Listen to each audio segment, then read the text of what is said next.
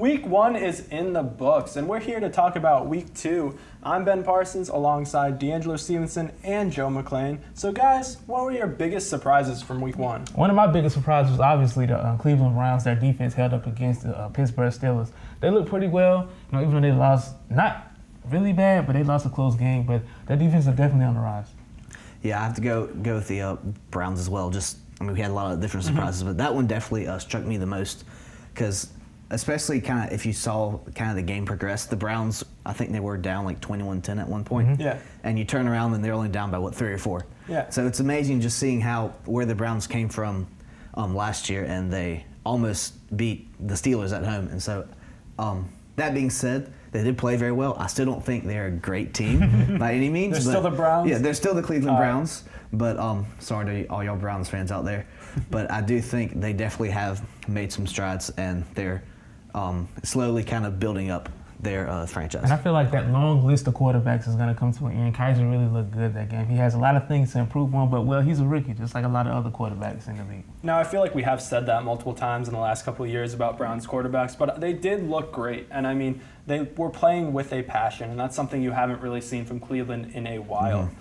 Another surprise for me was the Jags beating the Texans. The Jaguars, yes, you heard that right. The Jaguars won their first game of the season. It's the first time since 2011, but their defense looked phenomenal. What did y'all get from that game?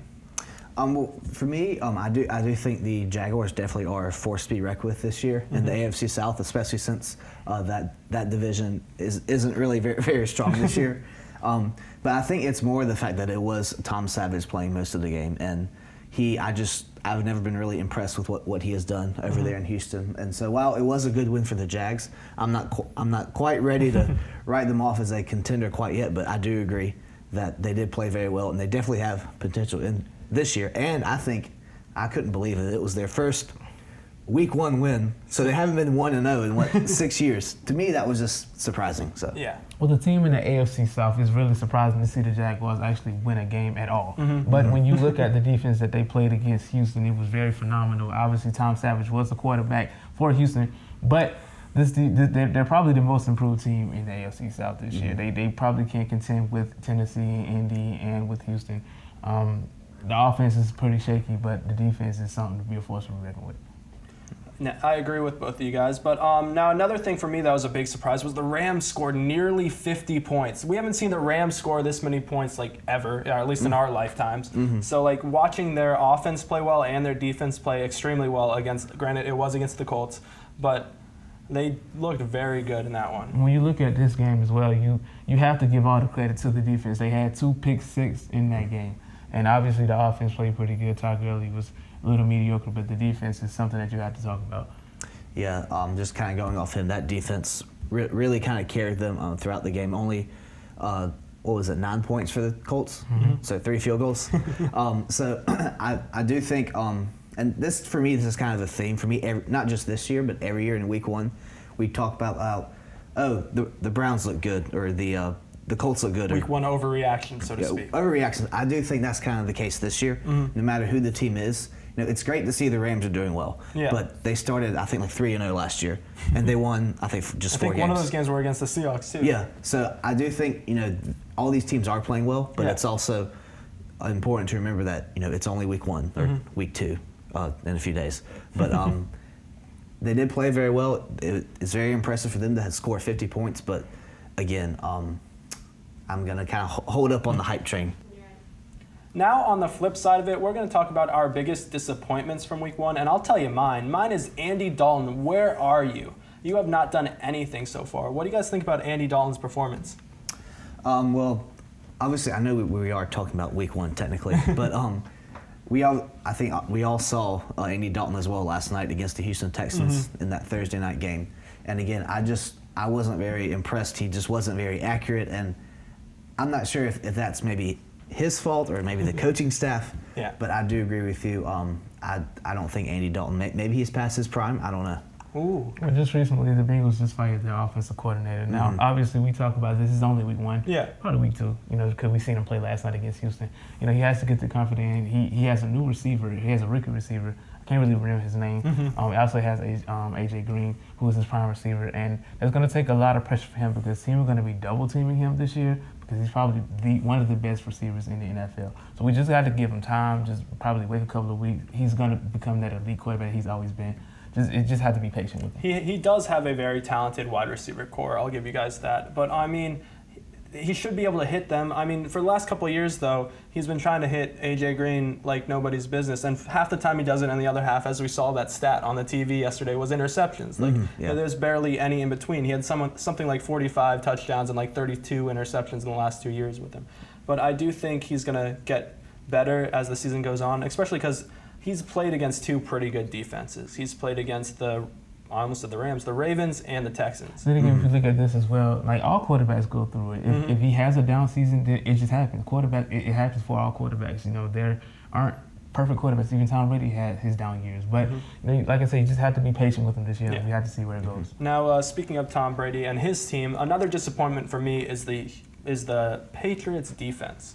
And yes, their defense is not that good on paper, but they normally every year, as we talked about before, they get it together and somehow Belichick makes them great. They looked far from it on, what was that, Thursday night? Last Thursday, and hopefully they get better or improve upon this season. Well, growing up, I used to always watch the Patriots, and their defense really wasn't that good. Maybe in the early 2000s. With the likes of Teddy Bruschi? The likes of Teddy Bruschi and so many other names, but their defense really wasn't that good. Maybe in the early 2000s, they were pretty decent with Tal Law, Teddy Bruschi, Rodney Harrison, a lot of names to speak of. But, you know, like you said, they do look good on paper. But, you know, they still have to go out on the field and perform. And obviously they haven't been that good in recent years. And obviously a couple of Thursdays ago when they played against the Kansas City Chiefs. Yeah, just kind of going off what both of y'all said. Obviously their offense has been kind of their calling card for however long he's been there. He's like been there forever. But and again, that defense, Bill Belichick always finds a way. Yeah. And it didn't seem like, and Kansas City, you know, they're a solid team. But I don't think they're a fantastic team. But they got outplayed by Kansas City at home last Thursday. Which is something you normally never see. It's very rare for that to happen in Foxborough. So I do think the Pats will get it together, but it's definitely something to keep an eye on and something for Patriots fans to maybe be a little bit concerned about. All right, now getting back on ragging about quarterbacks, the next quarterback that I think needs to be woken up is Kirk Cousins. Kirk Cousins did not look good at all on Sunday, and the Redskins really need him to step up because they lost Deshaun Jackson, they lost Pierre Garçon, so it's time for Kirk Cousins to show them that he's worth that big contract that he so desperately wants or is saying that he's worth.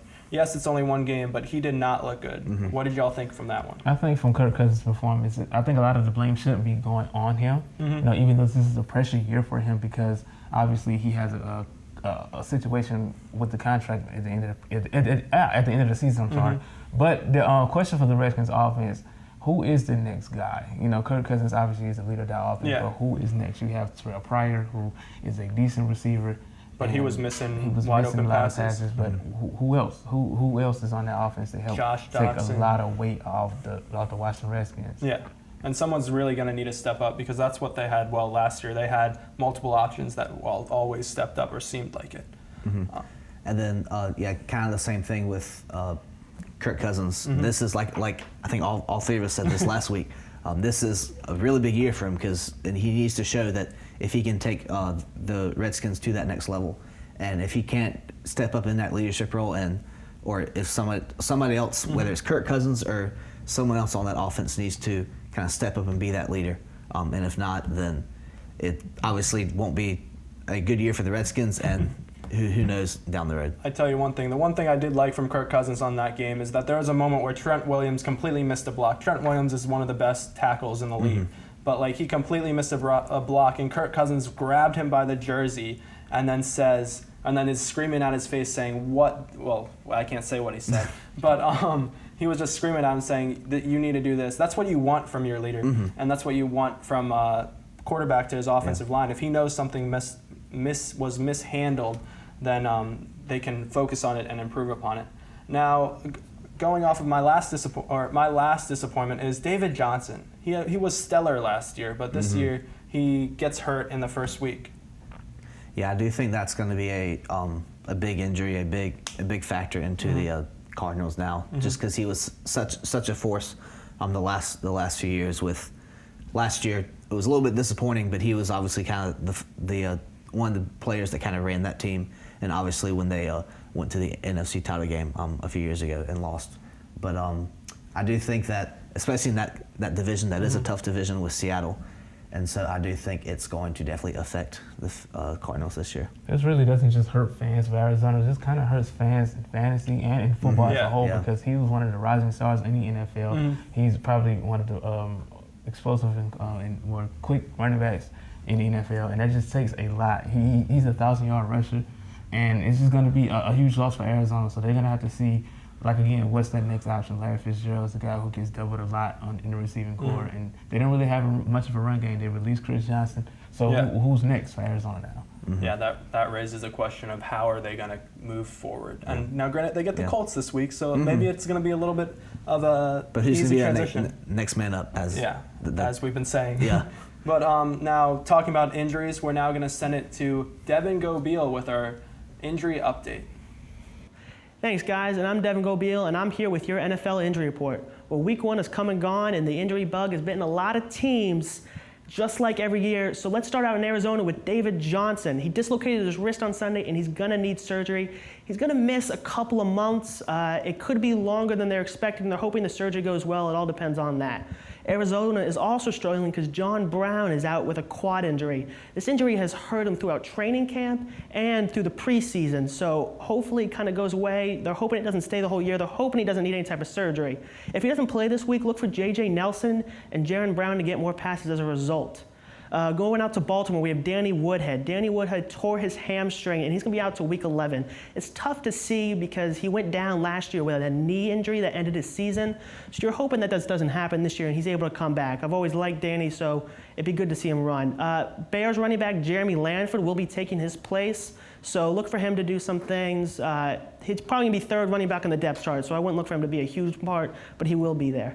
Speaking of players who have suffered season-ending injuries before, Kevin White is out again, and that is a tough one. Kevin White has not played a single full season since he's been drafted. 3 years he's been in the NFL, 3 years he's had to leave with season-ending injury, so it's tough to watch. Devontae Booker, the Broncos running back, is expected to miss this week with an injury. They think he'll be back next week, but this week he's going to look to sit and just try to heal. Andrew Luck is still not playing. During the offseason, they thought he might play week 1. Now they have no idea when he's coming back. Jacoby Brissett, who they added just a few weeks ago, will actually be in the game starting quarterback. So we'll see how that goes for the Colts. I do not think it's going to work out too well. They're not looking really good. Allen Robinson from the Jacksonville Jaguars is also going to be out for this whole season after getting knee surgery. Getting the knee surgery looks good for his odds for next year, but this year his season is over. Going to the Patriots now, Dante Hightower is out. He hurt his knee during last week's game against the Chiefs, and he's going to be out this week. Hopefully he'll be back for week 3. Patriots will also be without Amendola and Matthew Slater. Matthew Slater was already an emergency wide receiver who was in due to Edelman and Malcolm's injuries. So Brady's not going to have too many people to throw to. I'm sure he'll figure it out, but his options will be limited. Odell returned to practice this week for the Giants. He's looking questionable for this week. He was questionable for last week, ended up not playing, and we see how well that went for the Giants. They did not look good on offense. Clearly they need him, so I kind of hope they don't push him, which you could see him doing since they're clearly going to need his help. But he's a game-time decision. Really, it could go either way. Out for the Vikings, Sam Bradford had to have an MRI on his left knee, but he will be starting this week is what the expectation is. I did see the Vikings are very cautious, though. They're afraid that this could be worse than they originally thought, and they don't want it to get any worse because besides Sam Bradford, they don't really have anyone for quarterback, and that would really hurt their team. Thanks. Back to you guys. Thank you, Devin. Now we're going to get to our favorite part of the show and make our predictions. Now, last week, Dee and I both went 3-2, and Joe is sitting in last place at 2-3, only off by one game. It's a long season. But the first game we're going to talk about is what I like to call is the Andy Reid Bowl. And that's Philly going all the way to KC at Arrowhead. What do you guys think about this one? Technically, it wouldn't be the Andy Reid Bowl unless he goes back to Philly. But anyway, I'm going to have Philly win this game because obviously the loss of Eric Berry and plus just exceptional play from Carson Wentz and his receiving corps. So I'm taking Philly. What do you think, Joe? Yeah, I was impressed, obviously, like we said earlier, with both these teams last week. But I do think Philly I don't see them going into Kansas City and taking that win. Like I said, Andy Reid has coached at both these places, so I do think that's sort of kind of an interesting aspect to it, I guess. Yeah. But I don't think it will make much of a difference. I think Kansas City is the overall better team, and they'll take a close, like 7-point win. Yeah, I agree with Joe on this one because Kansas City looked dominant in their first performance, and I think they'll continue this against the Eagles. Yes, the Eagles looked great against the Redskins week 1, but granted, it was the Redskins, and the Redskins don't have the best defense. But I think that Kansas City, even though they lost Eric Berry, their defense is still going to step up enough to give Carson Wentz trouble. So I have KC winning that one. Now, moving on to Minnesota, and who travels all the way to Pittsburgh to play the Pittsburgh Steelers. Who do you guys have in this one? Well, we saw Sam Bradford had an impressive game against the team they played last week, but I'm going to have to go with Pittsburgh because their defense looks elite. TJ Watt was all over the field, and he's just a rookie, so I'm going to go with Pittsburgh at home. Yeah, I'm with D again. Pittsburgh, that defense is outstanding with all the playmakers they have. I think that they're just going to be too much to handle for the Vikings this time. This is a tough game. I mean, to be honest, the Vikings defense was great last week. They performed well against the Saints, and the Saints have a potent offensive attack. So, I mean, it's really going to come down to which defense steps up more.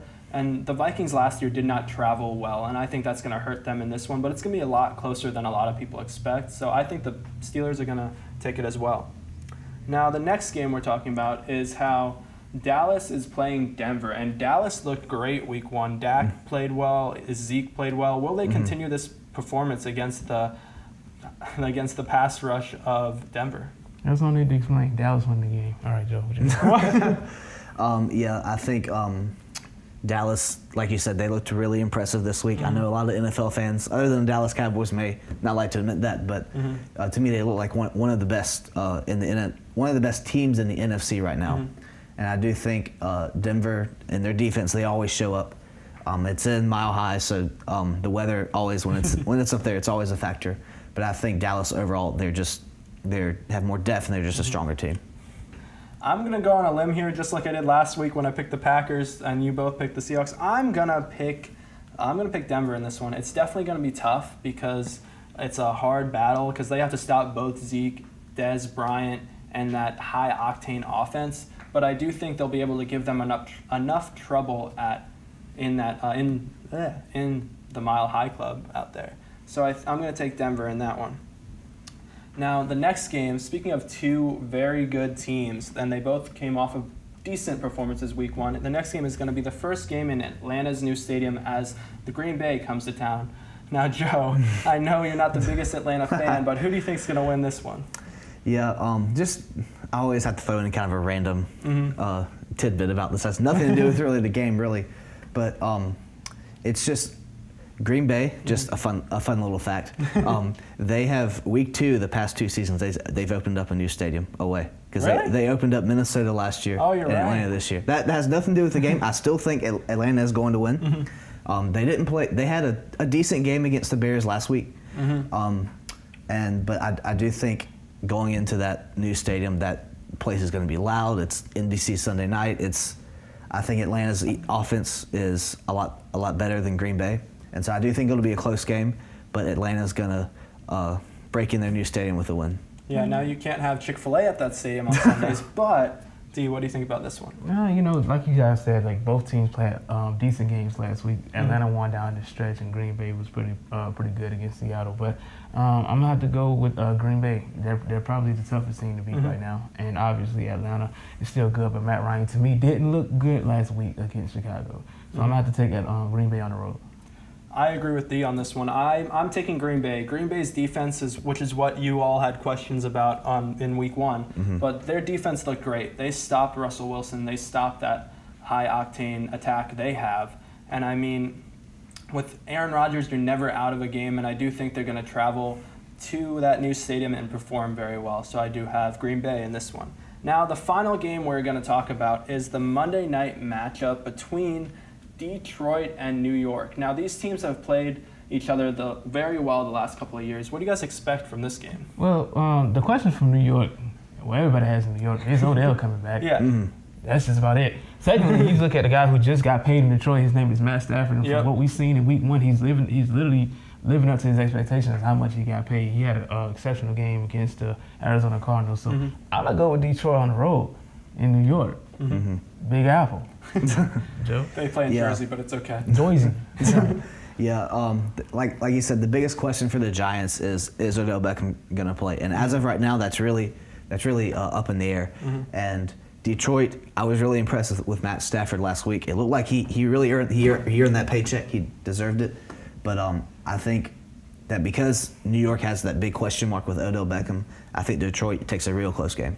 Ooh, I thought I was gonna be out on a limb picking Detroit here, but I'm gonna go with New York. Even though I'm a Redskins fan, I'm gonna go with New York because I mean their offense has a lot of weapons, and yes, if Odell doesn't play, they need to work on it a little bit. They need to be able to establish more of a running game than they did in Week 1.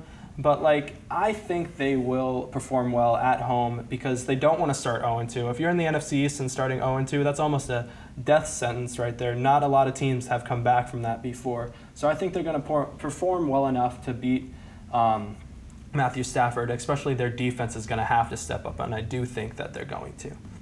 I need to get paid like Matt Stafford. Maybe I can fix this tendinitis in my knees right now. Money can fix your tendonitis, Steve?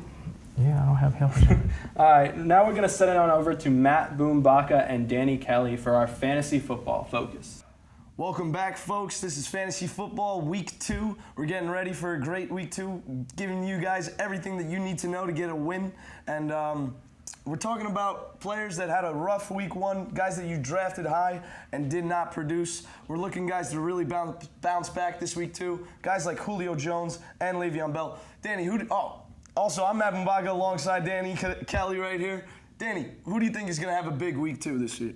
Well, I think Rob Gronkowski is going to have a much better week this week. He didn't do so well last week against the Chiefs, but I think that Tom Brady is going to be looking for him for sure in the passing game. Tom Brady and the New England Patriots going up against the New Orleans Saints in the Mercedes-Benz Superdome. We're expecting that game to be a big shootout, and guys like Chris Hogan have a big game stepping up because Danny Amendola is hurt and out. And I also expect Brandon Cooks to have a big game against his former team in the New Orleans Saints. Now, on the other side, we're looking at guys like Michael Thomas to also have a big game against the New England Patriots. And I think that Saints offense is going to be firing on all cylinders, being at home and playing the New England Patriots. Yeah. Danny, what other game do you think is going to be high-scoring, big fantasy football points to go around? What game are you looking at? I'm definitely looking at Giants and Lions on Monday night. I think that the Lions have a lot of weapons. Matthew Stafford will probably have a good game against the Giants, I think. On the Giants side, I think if Odell Beckham Jr. plays, I think he'll have a good game. I think that game's going to be a shootout for sure. Yeah, Odell getting back in the lineup. I do believe that he will be playing on Monday night, and if he does, I think that entire Giants offense is going to be totally different from what you saw on Sunday night against the Cowboys. Guys like Brandon Marshall are going to finally get involved, make some plays, and you saw glimpses of it. Sterling Shepard made a couple plays on Sunday, and I think he's a solid flex play if you have him in deeper leagues. Not a bad play. Also, a game that I think is, well, it's going to be one-sided, but the Oakland Raiders against the New York Jets. We're looking for your Raiders players to have a big fantasy week. Who do you like on the Raiders this week? Well, definitely Michael Crabtree and Amari Cooper should have big games. Marshawn Lynch will probably get it going in the running game because the Jets' defense, let's face it, is just terrible. The Jets are a bad team, guys. Yeah. So I think, Derek Carr will probably have a good game. I mean, they'll just pick apart the Jets. Definitely. And from Marshawn Lynch coming back out of retirement, we saw him running pretty well in Week 1. I liked what he was doing, running downhill, doing what he does, bullying people.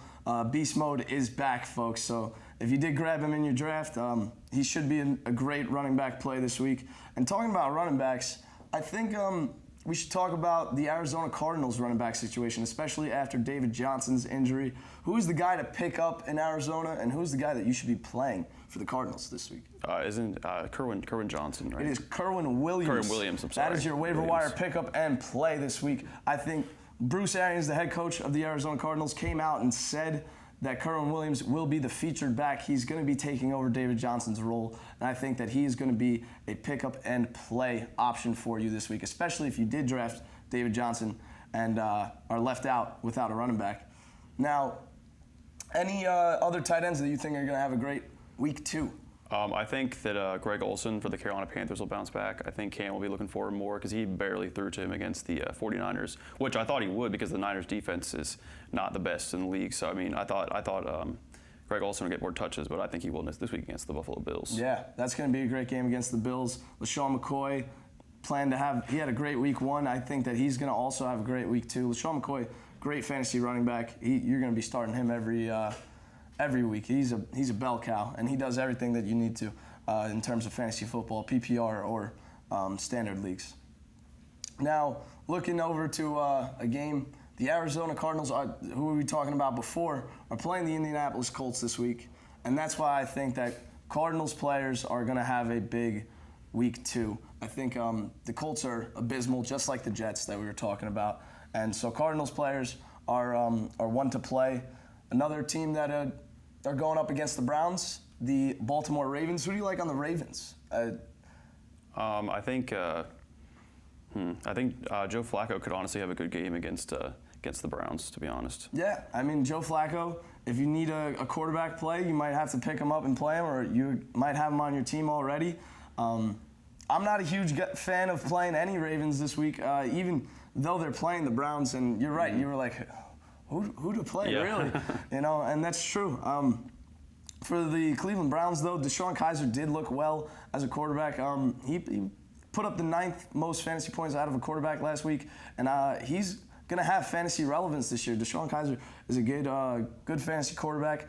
Corey Coleman, wide receiver for the Browns, also a solid play, but that Ravens defense is good and strong. That's a game where I'm going to stay away from and not play anybody. It's just not smart in terms of fantasy-wise, right? Yeah. Now, a game that we haven't talked about yet, the Green Bay Packers against the Atlanta Falcons. That's going to be Sunday Night Football. Who are you expecting to have a big game on Sunday night? Well, I think Julio Jones will get back to doing what he does. I think Matt Ryan will be looking for him for sure. I also think that Aaron Rodgers and Jordy Nelson will probably have good games again like they did last week against the Seahawks. Yes, I expect Aaron Rodgers to be looking for his new tight end, Martellus Bennett, as well. He came out and said that he really likes throwing the ball to him. And that Martellus Bennett showed him a lot of things after that Week 1 game. Now, also talking about tight ends, the Atlanta Falcons tight end, Austin Hooper. I think that Austin Hooper is a legit top 10 fantasy tight end, possibly top 5. He might not have a great week 2, but I guarantee you he has a great fantasy season. And that's all for week 2 fantasy football rundown. Thank you guys. I'm Matt Bumbaca. And I'm Danny Kelly. Adios. Yeah. Thank you, guys. Now we know who to start and who to sit on our fantasy lineups this week. Now we're going to get to our new segment of the show for rapid fire questions. And the first question I have for you guys is, will Alex Smith be the Chiefs starting quarterback next season? Next season? Yeah. Yeah. Yeah, I'd say yeah. All right. Is Sean McVay or Jay Gruden, who is the better offensive mind? Jay Gruden. Gruden. I think McVay, but okay. After dismantling the Bengals week 1, is it fair to say the Ravens defense is back? No, sir. Why not? I'm just asking. No, sir. All right. No, they played the Bengals. I want to see them play a better team than the Bengals before I say that. All right, so not the Browns then. All right, Sam Bradford looked dominant week 1. Will his success continue against the Steelers? Oh, God. Probably not. He'll have a decent game, but nah. No, I think he'll put up solid numbers, but not against that defense. Matthew Stafford is currently the highest paid QB in the league. Does he deserve it?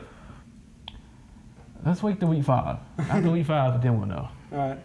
Yeah, like I said earlier, I do think he wins this week, but like I also said earlier in the show, it's only week 2. Let's not overreact. All right. Jacksonville looked better than they have in years. Week 1. Do they have a legitimate shot to win that weekend division? It's possible. I mean, I wouldn't say why not, but it's possible. I mean, yeah, I agree with D. Someone has to win it. Why not them? All right, over under, the Raiders score 40 points on the Jets this week? Let's not hate on the Jets, nah. No? Yeah, I'm pretty low on the Jets, so I'd say over. All right. Now that we know Jacoby Brissett is playing this week against, or playing for the Colts this week, do you think he's going to have success against Arizona? We'll see. Not enough to win the game. Sticking with the Colts, is Chuck Pagano the coach on the hot seat? Yes, he needs to get fired. Yes. Chuck, you got to go. I love you, Chuck. I was there when you were sick, but you got to go. Joe. Yeah, I think this could be his last year, especially if they don't make a serious run to the playoffs. If they have another 5 or 6 win season, then he's gone. What about Marvin Lewis? Marvin Lewis? Cincinnati? Yeah. Oh, Marvin's not going anywhere. No, not yet. His team can be terrible every I mean, 2 year. years ago they were a playoff team. No, so I know, but I mean, he just seems to have the most secure job in football. Plus, the Yeah. fans love him, so he's definitely not going anywhere. All right. Are the Packers the team to beat in the NFC? I think they are definitely within. They're one of the top 3 teams, but I think Dallas is more the team to look out for. Even though they kind of beat Dallas last year in the playoffs? That was last year. It was last year. It's a fair. whole new year. It's a whole new. All right. I think they are. I was just more impressed with the Cowboys offense than I was with the Packers offense last week. That's fair. What about you? Well, it's so hard to say. Like I said, it's week 1, so we just don't know. You have a lot of teams that could contend in the NFC. Seattle, Panthers. I know Panthers. Dallas, obviously. So I wouldn't say just yet. We just have to wait and see. Like I said, give it to week 5 or 6, then we'll know. Now, flipping to the other side of the league, do you guys think that, now I won't go as far as saying they're going to win the AFC, but do you think the Chiefs are going to win their division? You know, it's pretty hard to tell because that division is phenomenal now. So we just have to give it some time. Yeah, I think it's gonna come down to that Raiders Chiefs. They obviously play each other twice. I think they're gonna split that series. The home team wins every time, and so it's just too early to tell with it being week 2. But it's definitely gonna come down to those 2 teams. Now that concludes our rapid fire segment. Now one more question before we go. Who do you guys think is going to have the biggest breakout performance this week? I do think it's going to be Matthew Stafford with the Detroit Lions. I do think that he's going to go into New York and kind of build off what he did last week and pick up a really big win for the Lions. I have to go with Matthew Stafford as well. He's actually playing the way he is being paid. Actually, from what I've seen against Arizona in week 1, so I think he's going to live up to the hype. All right, now sticking with quarterbacks, I'm going to go with Aaron Rodgers against Atlanta. I think he's going to have a phenomenal performance. All right. That wraps things up for this week's episode of the NFL Preview Show. Please stay tuned and follow us on Twitter at CCS on SGTV. I'm Ben Parsons. I'm DeAngelo Stevenson. I'm Joe McLean. Have a great week and enjoy the games.